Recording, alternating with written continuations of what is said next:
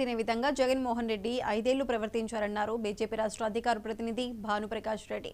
TTD దేవస్థానాన్ని Jaganmohan Reddy దేవస్థానంగా మార్చారన్న ఆయన YCP హయాంలో 5,000 కోట్ల స్వామివారి నిధులను పక్కదారి పట్టించారన్నారు.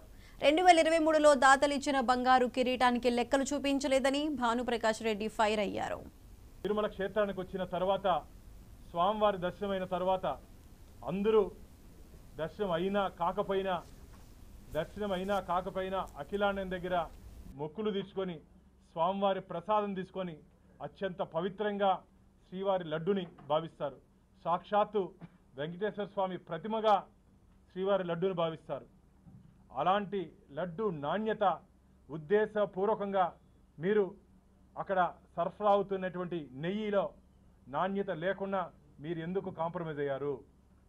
ఎవరి కోసం రాజీ పడ్డారు? ఎందుకోసం రాజీ పడ్డారు? కమిషన్ల కోసమా? కమిషన్ల కోసం రాజీ పడ్డారని చెప్పి శ్రీవారి భక్తులు భావిస్తున్నారు. సిగ్గుండాలి.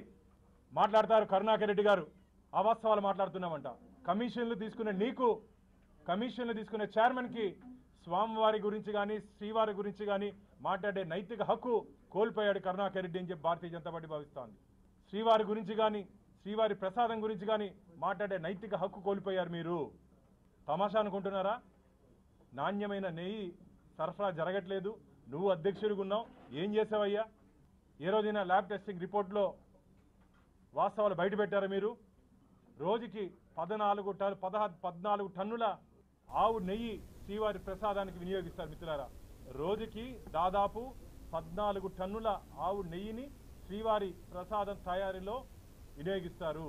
అలాంటి సరఫరా చేసే వ్యక్తులు ఎక్కడి నుంచి చేస్తున్నారు, ఎట్లా తెస్తున్నారు? మీరు పరిశీలించే బాధ్యత మీకు లేదా? దాదాపు 9 సంవత్సరాలుగా ఈ ఎక్స్పర్ట్ కమిటీ వారితోనే కొనసాగిస్తున్నారు.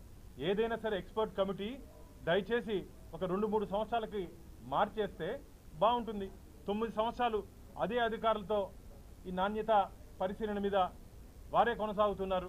నేషనల్ డైరీ డెవలప్మెంట్ బోర్డు ఏ రోజైనా వారిని ఇన్వాల్వ్ చేశారా? వారు చెప్పినట్టు సలహాలు సూచనలు మీరు పాటించారా? 5 సంవత్సరాల్లో నెయ్యి మీద మీరు తీసుకుంటే చర్యలు ఏమిటి? ఈరోజు భారతీయ జనతా పార్టీ ప్రశ్నిస్తూ ఉంది. ఈరోజు వారు మాట్లాడుతున్నారు, దీన్ని ఏదో రాజకీయం చేస్తున్నామంట. ఏం రాజకీయం చేస్తున్నామయ్యా?